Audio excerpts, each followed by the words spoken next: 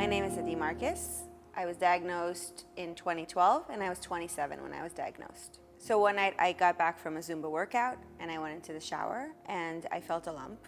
Immediately I felt like something was really wrong.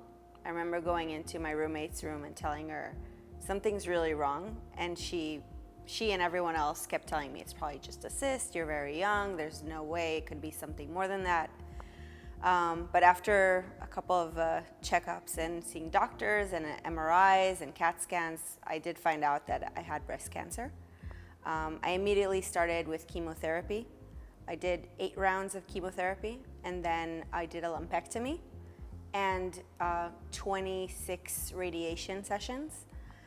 And after 8 months, I was done with all of the treatments. I kind of moved on with my life, even though every 6 months I still had to do checkups. And years went by and it was fine. Up until a year ago, I had a checkup where something was wrong. My oncologist called me and said, I think something's wrong. We need to bring you into a biopsy. I did the biopsy and I remember telling myself, if everything's okay, I'm definitely doing a mastectomy because I do not want to get to the next checkup with my real breasts. I couldn't take the anxiety anymore, and I decided that that was the time. I underwent a double mastectomy with a latissimus flap, which means a part of a muscle for my back was brought to the front of where I had radiation. And I came out of the surgery with tissue expanders, knowing that for several months I would have to keep expanding them until I can exchange to real implants. 8 weeks ago, in July of 2019, I went through the surgery where they exchanged the tissue expanders with real silicone implants. And I'm now waiting for my last surgery, which would be the nipple reconstruction. The process was not painful, but it's like messing with my mind. I had a magnet that they would find to locate the implant and then inject saline into it. And I remember looking down and I see the needle going in and I see blood coming out, but I don't have any feeling. And it messes with your head. You keep thinking like, this is supposed to hurt. Why is it not hurting?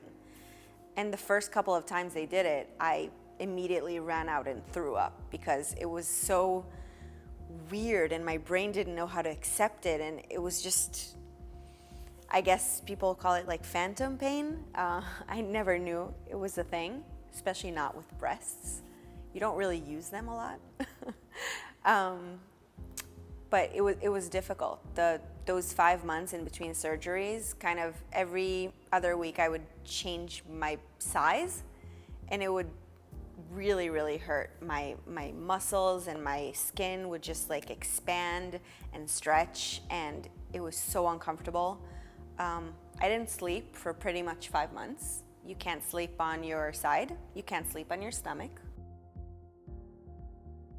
When I woke up from the surgery, I was all bandaged and I had this special bra above the band-aids.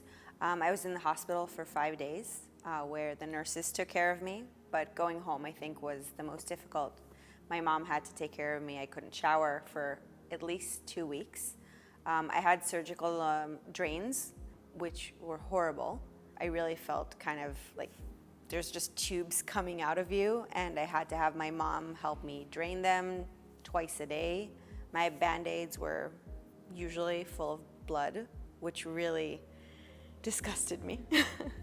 And the bra, every time the band-aids would have blood on them, the bra would have blood on it. We would have to wash it. We would have to, either get a new one. At a certain point, we got to the doctor. He even brought us some new bras just because it was stained and it just looked bad and made me feel even worse. My mom had to help me shower, which was horrible for me. I'm a 34-year-old person. I know how to shower myself. So it was just a lot of just feeling really helpless, not being able to sleep, not feeling comfortable in your own body because every time they expand the tissues, everything stretches and hurts.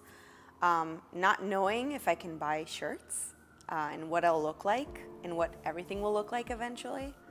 I think those were probably the hardest things. After the second surgery, it was actually in ways a little more difficult than the first one, because I thought that I would come out a certain way, and I didn't.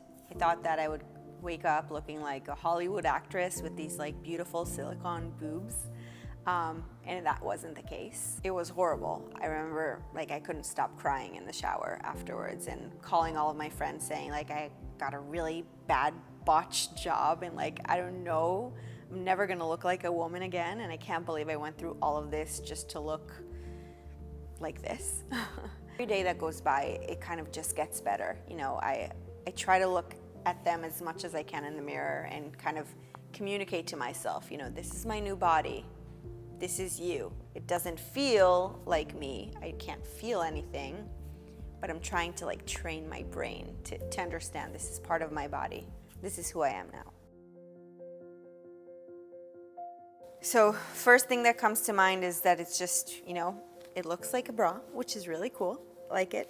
Looks like a strapless bra, fashionable. But it just seems so easy to use. I've watched the tutorial once and I think that I could already kind of figure out how to wear it on my own. I love that it's adjustable. You know, I came out of the surgery, one breast was larger than the other, so it's nice that I could adjust this and feel better and not feel like one cup is just empty. I actually kept in my bra one cup with padding and the other without, so it'll look even. So this would actually be really great.